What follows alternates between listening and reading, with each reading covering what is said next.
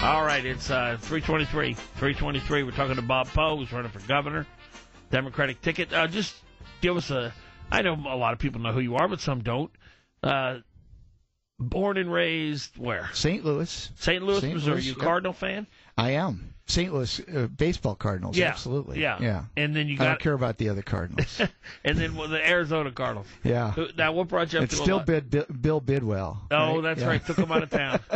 We don't care. But I came up here in 1981 with Price Waterhouse to design the state accounting system. Okay. Wow. That's impressive. And remarkably, it's still the system the state uses today. Is that right? Yeah. I've had this really fun career in Alaska. I've got to work for 4 Alaska governors over about 29 years.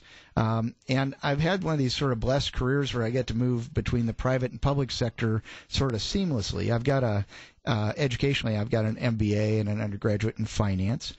So on the public sector side, I've run things like the Offices of International Trade for Alaska. So all the stuff in Japan and Korea and Taiwan. I oversaw all the opening of relations with Russia. I ran the Alaska Energy Authority, the biggest development bank in Alaska, ADA. I was Commissioner of Administration, Deputy Commissioner of Transportation, and Director of Environmental Conservation. Who were the governors you worked for? Sheffield, Cooper, Hickel, and Knowles. Wow. And I also worked for the legislature for a little bit for Drew Pierce. Yeah. Put together a $1 billion capital budget for the Senate, which Sean Pardell was a member of then. Yeah. And then on the private sector side, I've also worked for Coopers & Lybrand, one of the other biggest consulting firms in the world. I was a senior vice president for a subsidiary of Arctic Slope Regional Corporation and president and CEO of Anchorage Economic Development. And then I've always had a consulting practice throughout all of this. So I put together things like I led the state's team to bring the FedEx and UPS cargo hubs to Anchorage. Which is a major accomplishment. Yeah. Today that airport employs about 12.5% out there of Anchorage's workforce, right. 12.5%. I helped put together the Alaska Heart Institute, the Anchorage Women's Clinic.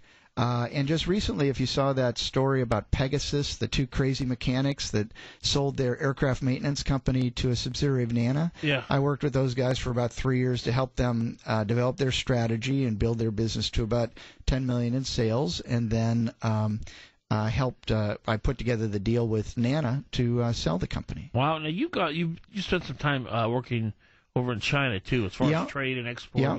And Japan and Korea. What specifically were you doing along those lines? Well, we were trying. I wasn't successful at it, and it's hard to do business there. But we were trying to do 2 things. One was an air cargo connection with Beijing. There's a new Beijing airport, and there was this great free trade zone right next to it. Yeah. And one of the things we were trying to do is once frozen and fresh, so frozen only once, or fresh seafood hand processed by air right next to the airport. And that could, see, all the airplanes going back to Asia are flying somewhat, if not basically, empty. Right.